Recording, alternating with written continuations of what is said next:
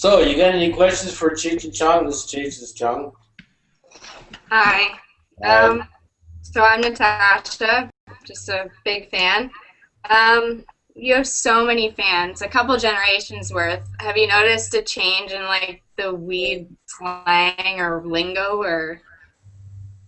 yeah, they say smoke up now. I Yeah, smoked up with him. it's way more available now than it ever was back in the day. Yeah. Yeah. Back in the day, you had to know a Mexican You had to know before you Mexican. get out.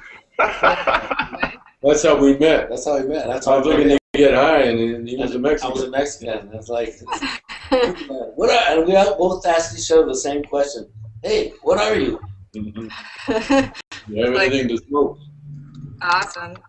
So the other question I had was, have you noticed a change in the range of the like the type of person who's your fan? Like I'm not Well, probably a there's typical usually fan. two types of fans, men and women, Yeah. and they're either Yeah. one or the other. There's some that are both. You know. I take it back. Yeah. Yeah, there was that. Certain kind. Your first wife, wasn't it? No, your first wife. What's the same woman? It's the same It woman. was a guy. That was back before gay marriage was. She was a guy with me, and then I don't know what she did at the time. Oh. Well, thanks for answering my questions, guys. Okay, no Thank problem. you. You're very beautiful. Where are you? Either that or the. I'm in camera. Ontario, You're in Ontario, California, Yeah. or in Canada? Canada. Oh, hey, Hey, we were just there in you're in Sudbury. I'm in Haliburton area. I don't know if you know. Yeah. Where they make the Halliburton cases? Yeah. I guess. Okay. Alright. Anybody not so good looking have a question? Can people hear me now? Yeah, I can. Hey, Oh, it's working. I was having a little difficulty there. What's up, dude? Hey guys, nice to see you again. Again, how are you? Yeah, I'm doing pretty good. I guess one of the questions I didn't get to, we were talking about just classic comedy duos for a bit, and I was wondering what you guys thought made you guys had such amazing chemistry, even after having been apart so long. It's like you were finishing each other's stories and stuff. What do you think makes for good comic chemistry between two people? Look at that. Blood Yes, types. Jinx. I don't know because there's so few, that you can name. So I think it's luck. Yeah. I think you just have to be lucky. I was pepper and he was salt, and we just kind of found each other on the top of a steak one day. It was ordained in the It is ordained. Yeah, it was ordained in the heavens. I think we had to carry on because we recorded our very first bit in a Charlie Chaplin movie studio where he recorded a lot of his, or he photographed a lot of his movie bits. Yeah, yeah. So it's very freaky what's happening between us. The ghost of Charlie. And we can't Chaplin. seem to break up. We tried, Yeah, but we it doesn't tried. work. It's like trying to change your blood type. Mhm. Keith Richards, yeah, that's the only one I did. I mean, even just then, you guys both gave the exact same answer when I first asked for the same length of time. It's funny because he grew up in Calgary and I grew up in Los Angeles, but our frame of reference and the things that we knew about in our past, the kind of comedy we watched and music and everything, was the same. It was the same. That I knew country and western music, and he grew up playing country and western music, and we could make references. Oh yeah, I know that guy. And it was Hey, when I was young, there was only country music. yeah. There was no other music. Seriously. I know. There was no other. There was just country music. It was What do you Hey, want to listen to some music? What do you think? I mean, it's also important that you're not exactly the same. That there's like differences, so that there can be some sort of spark. What were some of the key little differences in style? You think? Basically, it's fast and slow together. Those two characters. I was fast and Oh, and smart and dumb. Yeah, Because I'm dumb and he's smart. right. But he's smart about really dumb things, and I'm dumb about really smart things. I don't know what it is. Whatever it is. It's smart and dumb, fast and slow, salt and pepper, and long and not so long. Rich and poor. Too. Rich and poor. No, we were both poor and wanted to be rich. I guess it's opposites. Yeah. Opposites. Opposites attract. There we go. What's happening? Okay. Hi. Hello, gentlemen. Hi. Hey. My name's Peter McGraw. I am a professor at the University of Colorado at Boulder. Oh, my son goes there. Oh, well and I'm the director of the Humor Research Lab there. Of the what And research? Human The research? Humor Research Lab. Humor research. I thought you said human. I said, wow, And this the- guy's a mad scientist here. And the Humor acronym- research. Yes, and the acronym for the Humor Research Lab is HURL. Which is the basic thing that you want to engender in your audience. Well, the most important thing about humor is Timing. Timing. We'll do that again. The most important Timing. thing.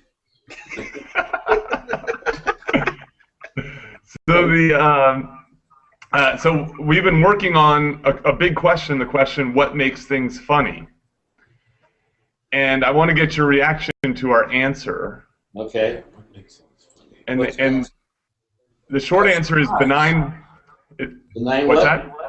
It's What's the benign answer? violations. Benign violations. Things That's that are right, wrong. It was a benign violation. I didn't know she was 16. Benign She violation. looks 17.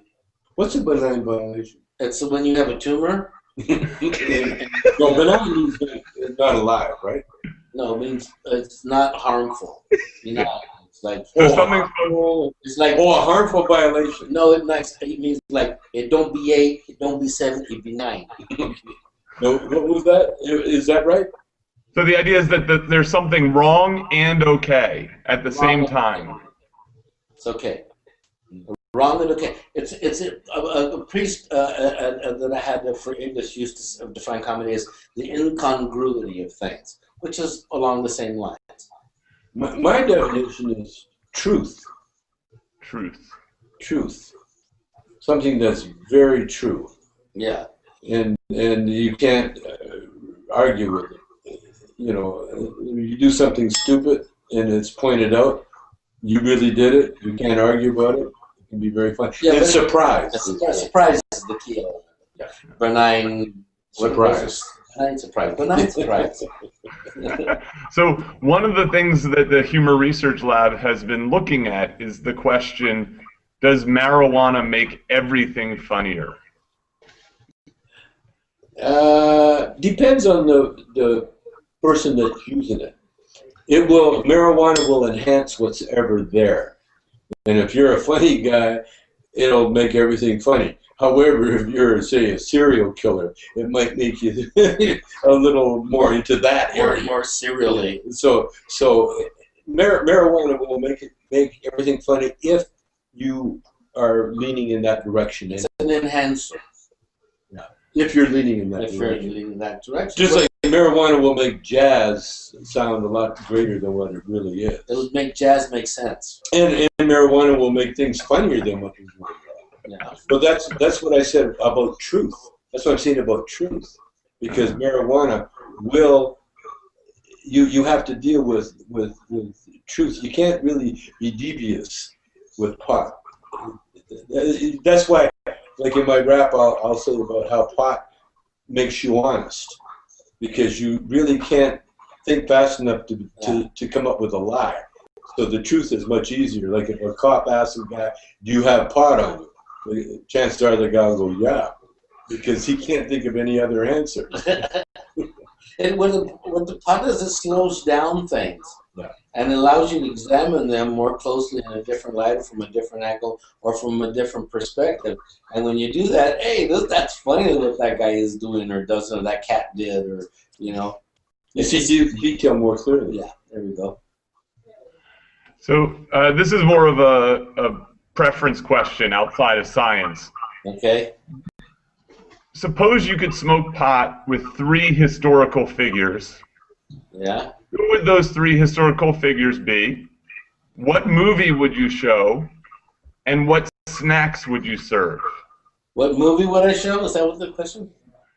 Who are the first of all, 3? 3 historical figures. 3 historical figures. You got them again. Okay. Do you have What 3? movie would you show? What snacks would you serve? I would like to talk to Jesus, and smoke pot with Jesus. What part? You would smoke pot with these three people. Okay. I would. Well, Jesus, I would Buddha, Buddha, and Snoop Dogg. Snoop Dogg. And I would tell Jesus, I would smoke pot with him, but I wouldn't show him the Passion of the Christ. What kind of snack would you serve? Snack. Because I don't think he finished his last meal. Yeah. So I would like dessert. Yeah. Like Unleavened bread. Unleavened bread, but with sugar. Yeah. That was dessert. There you go. It'd be unleavened, but like sweet. And what movie would you show? Movie. Up in Smoke. Up in Smoke. Yeah. And under the logic of, hey, your work has been completed here now. Yes. You can relax. You're in good hands. Yeah. Your world is in good hands. Your mission has been accomplished. Look. And I think, Hadrian, you're up next. Thank you, gentlemen. Well, It's great to meet you. I got Hey, two no follow-ups. Professor. I got two maybe follow-ups on that last question. One was you guys were talking about what makes weed funny, rhythm and the truth and etc. But also you guys have made a lot of humor around other drugs, coke and LSD humor. How would you compare humor in those other mind states? Like, what about comedy and LSD? And what about comedy and cocaine? How does that alter the rhythms and the flow of humor? Comedy on what? On coke and LSD. Oh, coke and LSD? Yeah. Coke makes you paranoid. At least made me paranoid. Yeah. LSD. You need humor if you're doing LSD. Oh. Sometimes you can laugh and sometimes you can cry. No, you get that acid laugh. Remember? you can't stop. Like even if you're like Timothy Leary had that Timothy Leary acid laugh. Yeah. Remember that one? No matter what he did. Yeah. He did too much acid. There we go. So. Do you think it altered the writing of the humor at all if you tried those things or changed the rhythm? It changes the speed. It's like listening to speed rap or speed metal and then listening to jazz, or avant-garde jazz or electronic music. It's a different rhythm. I'm sure it has its own sense of humor. I don't know what it is. What was also you talked about some surprising fans, Peter Sellers and a lot of the ex-cops from Calgary. What were some fans that really surprised you of Cheech Chong? Or maybe in the philosophy department at the University of Montreal, there was a giant fan. He came up to us after the gig one time we played there, and I teach you guys in class. Queen Beatrice of the Netherlands. Yeah, was a big fan. She used to get in her car and go incognito to the next town to watch the latest Cheech Chong movie. She had a yacht too, and she had her friends bring the Cheech Chong tapes, and they used to watch them in the Royal Yacht.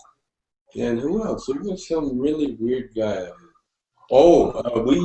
It wasn't a famous guy, but we saved two guys from death in I think it was a Turkish prison.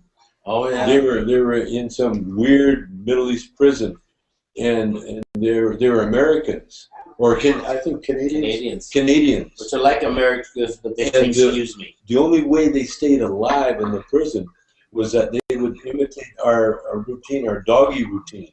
They would get down on their hands and knees and act like dogs. And the other prisoners would laugh so hard because the dog was the lowest thing over in the Middle East.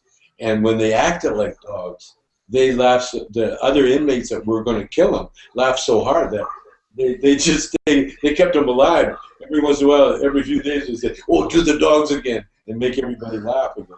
So that was thanks to Cheech and Chong. We saved lives. Okay. Sarah, did you have a follow-up question? I saw. Huh? Oh, nothing. So the Queen of Denmark, were they also? Was it presumed that she was also a secret stoner? Netherlands. Sorry. Was she a secret stoner? She must have been. She just recently stepped down. Not necessarily. I don't think so. She might have been, but you know, the Dutch or yeah, the Netherlands. You know, the pot was always a medicine over there. Well, that's an interesting question. Do you think have you met a lot of fans who didn't smoke weed and still thought it was very funny? Oh yeah, From that perspective. Yeah, absolutely. Quite a few. In fact, I just met a girl, a Brazilian reporter. She told me, she says, you know, I have never tried marijuana. She says, maybe I could use your bong sometime. She wanted to smoke his bong. Yeah, she said, can I smoke your bong? And I said, yeah, baby. You know what's funny is that kids, when they first discover Cheech Chong on the records, I watched my son do when he was like 12, 13, he discovered the records, and he never smoked dope or anything like that, but I saw what he reacted to. He reacted to the funny voices, or the funny situations, or the outrageousness of it, you know. Wow, So, yeah. What, does anybody else? I'll keep going. Okay, I actually have a question. Okay. I'm a big fan of your guys' movies, and I just want to know, if you had one prop that you could put in the Smithsonian, which prop would you put in the Smithsonian? Prop. I would put Cheech's tutu Yeah. in the Alice Bowie tutu. I think that to me, with the ears, ears and the mask and and the guitar and the running shoes and the whole thing, that belongs in the Smithsonian. I would have to agree. I think that would be the most iconic Cheech Chong costume ever. Or Chong's beard. I mean, because it had the most living things in it. Okay. Excellent, excellent. And I guess a follow-up question is, because of the new marijuana laws that are out, are you guys planning on moving to Colorado anytime soon? I am. My son lives there already, and I'm definitely going to get a hideout there for sure. Hideout. Washington is nice too. Washington State, because it's so close to Vancouver. Yeah, we too. I was just in Washington to open an art show, a Chicano art show, and it was great. And It's weird because they've got tunnels on the border, Canadian to Washington border, and now that Washington's legal, I guess they'll just close the tunnels. Or use them for illegal aliens. I don't know. Perfect. Thank you, guys. Well, nice talking to you. Hey guys, how's it going? Hey, good, man. How are you? My name's Joel Warner. I'm actually partnered with Pete, the humor researcher. I've been traveling with him around the world, from Japan to Palestine to the Amazon, looking at the science of humor, as he said. I'm also a reporter, and I'm based in Denver, which, as Sarah mentioned, has kind of become ground zero for the legal marijuana movement. Yeah. So one thing I wanted to ask you guys about is that, what do you see as the marijuana tipping point? How many states do you think it's going to take to legalize it until it becomes legal federally? 24. I think the number is 24. I've been told by all the people who know and the researchers and people who are in this field is 20. And it would seem like 24 would be what now? Illinois just joined up, so it's Pennsylvania's close, and it's what, 18 now. So I mean, it'll start really gaining momentum now, and it's just having legalized marijuana or medical marijuana is like being a little bit pregnant.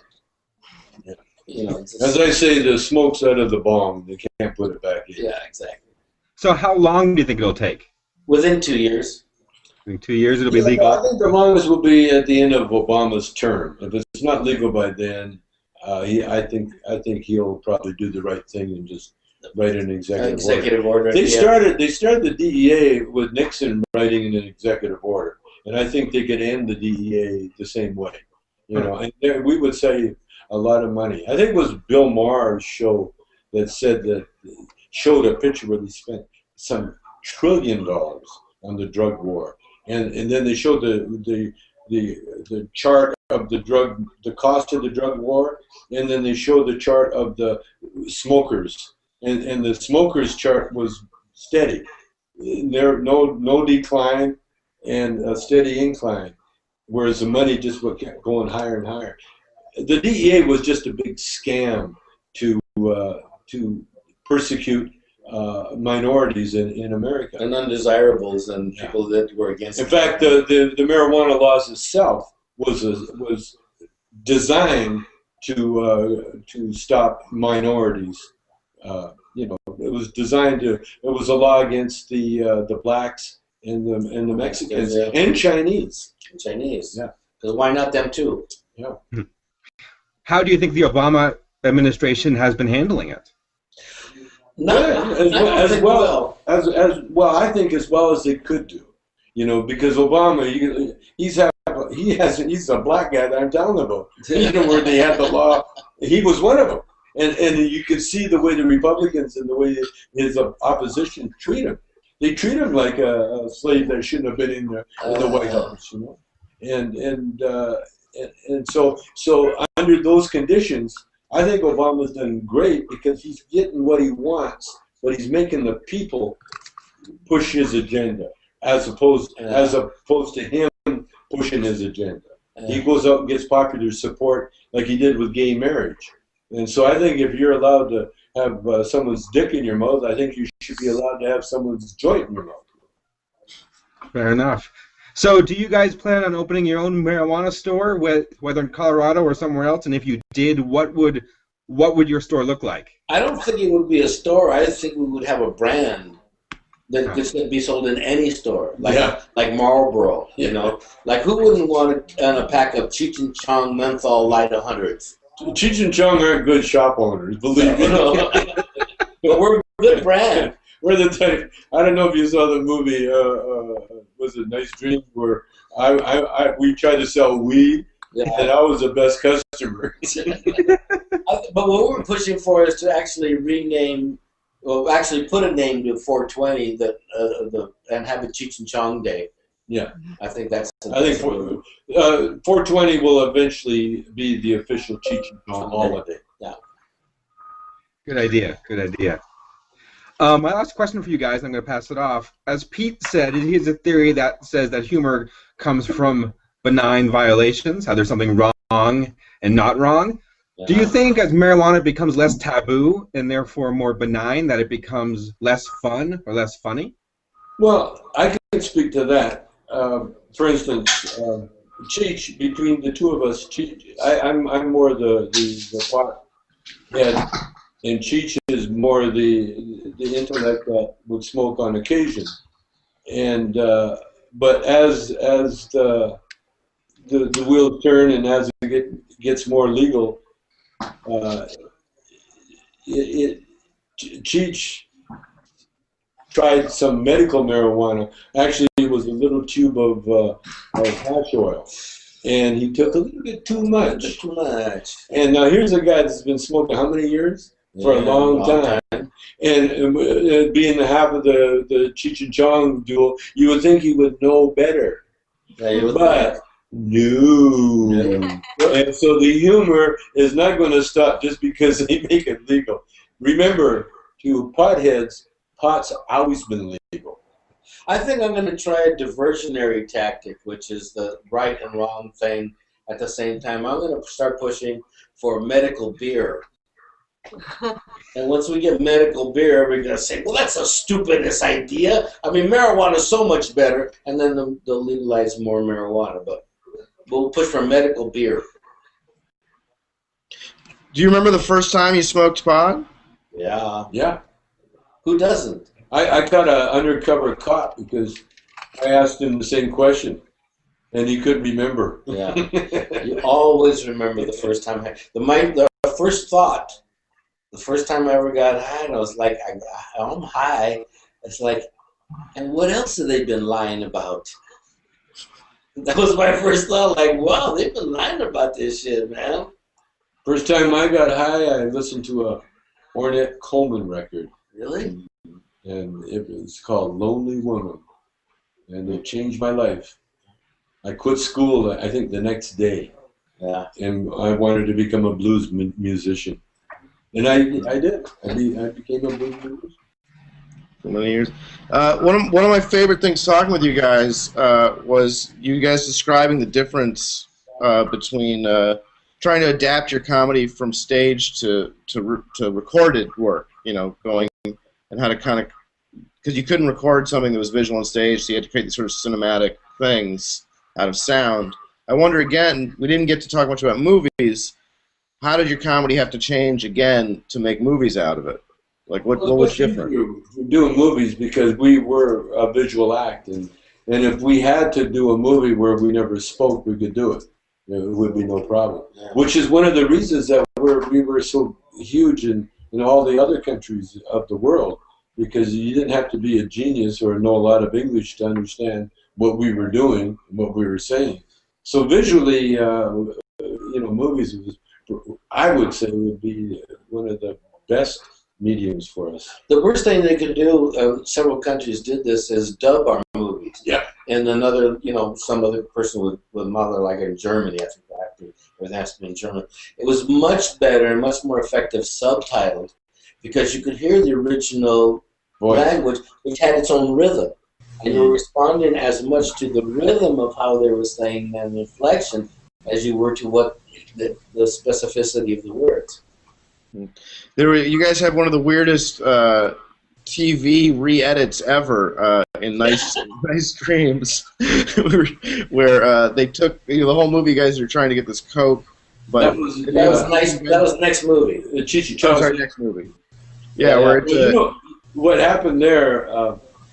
I directed that movie, and so they had to get my permission to make the changes, and so Universal called me up. And they said they would like to make some changes so that they could get more play on TV. On TV. On regular TV. On TV. They couldn't, the way it was, they couldn't get any play with it when it was so blatantly pot. Well, they showed we should say, for those who don't know, they replaced anybody who's watching, they replaced the coke with diamonds. Diamonds, yeah. And it made no sense at all. Like, you guys snort space diamonds at the end. Oh, these diamonds really smoke good. Well, yeah. They didn't care, because of the audience. They just wanted to get more play. And they figured, our stoner audience would enjoy it even more. When they asked me for permission, because I could have shot them down and said no, but I'd rather go for the money, and I was right, because the stoners, it was just give them another movie to look at, and wonder, did I really see that other movie? Besides, they had the power to do it with our permission or not. They just wanted to get our okay. Is this? No, they never. No, they had to get our permission. You can't touch a director's cut. Oh, really? All right. Well, the diamonds, in answer to your question, the diamonds smoked really good. Hey, because if they didn't get our permission, they wouldn't have asked. That's right. Well, that's what they were trying to be nice to us because they wanted another movie. No, we never had another movie. No, this is way after. This is way after. Another thing I really like about the Cheech Chong's next movie, and I guess Up in Smoke as well, is that there's also a real working class humor to it. Yeah. Not just the welfare. Pauline Kael of the New Yorker, when she wrote a review of Up in Smoke, she was like the dean of movie critics at that time, and that she reviewed Up in Smoke. No, she reviewed next movie. No, Up in Smoke. Because she liked the jokes that you did with the blender. She reviewed Up in Smoke. She reviewed Up in Smoke, and she said that these were like the dog soldiers of the revolution. They were like the grunts, and that's who we were. We were the dog soldiers in Up in Smoke. Wow. Well, thank you very much. It was a pleasure talking with you guys. Our pleasure. Yeah, thanks, guys. Bye. Thank you very much. Bye. Great to meet you. Happy Cheech Chong Day. Happy Cheech Chong Day. Happy Cheech Chong Day.